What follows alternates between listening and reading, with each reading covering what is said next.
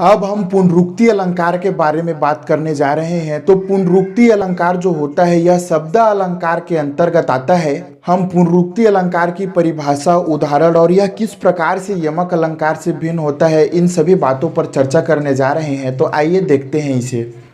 तो अब हम बात करते हैं पुनरुक्ति अलंकार के बारे में।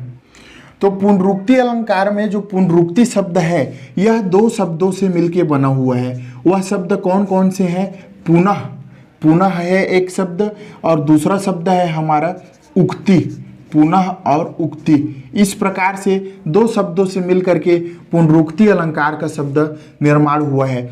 पुनः का अर्थ होता है बार बार या फिर लगातार। पुनः का अर्थ क्या हो गया? बार बार या फिर लगातार। और उक्ति का अर्थ होता है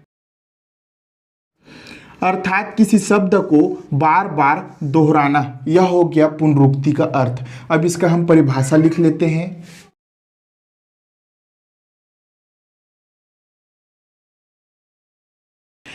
यहां पे देखिए कि मैंने पुनरुक्ति अलंकार की परिभाषा लिखा है। शब्दों की आवृत्ति बार बार हो, ध्यान देंगे, शब्दों की आवृत्ति बार बार हो और उन शब्दों का अर्थ भी समान हो। समान हो बोल रहा हूँ, अलग हो नहीं बोल रहा हूँ।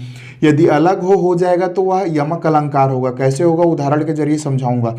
उसे पुनरुक्ति अलंकार कहते हैं। अब यहाँ पे मैं लिख देता हूँ एक बार उदाहरण, और उदाहरण के जरिए हम पुनरुक्ति अलंकार को समझने का प्रयास करते हैं। जैसे कि यहाँ पे मैं एक उदाहरण लिख देता हूँ कि यहाँ छोटे छोटे, देख सकते हैं छोटे छोटे, दो बार इस शब्द की आवृत्ति हो रही है, पुनरावृत्ति हो रही है। यहाँ छोटे छोटे बच्चे हैं, यहाँ छोटे छोटे बच्चे हैं।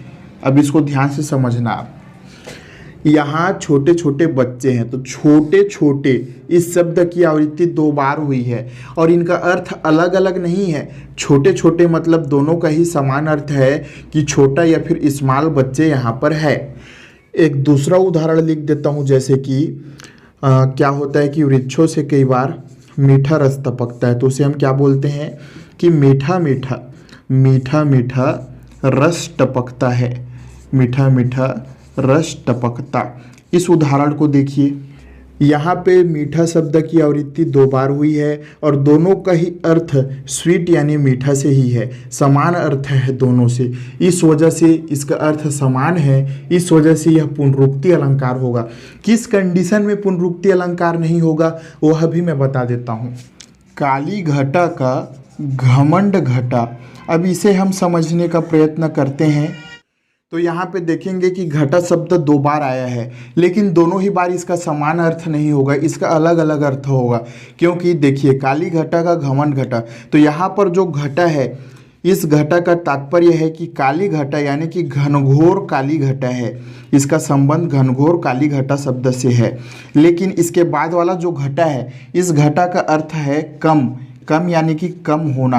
तो यहाँ देखिए काली घटा का घमंड घटा, यानी कि काली घनघोर घटा है, उसका घमंड घटा यानी कि वो घटा कम हो रहा है, बादल कम हो रहा है। तो इस तरीके से जहाँ पे इन शब्दों का अर्थ अलग अलग निकलने लगे वहाँ पे यमक अलंकार होता है। यह यमक अलंकार का उदाहरण है। लेकिन जहाँ पे इनका अर्थ एक समान होता है वहाँ पे पुनरुक्ति अलंकार होता है। उम्मीद करता हूँ कि आपको पुनरुक्ति अलंकार समझ आया होगा।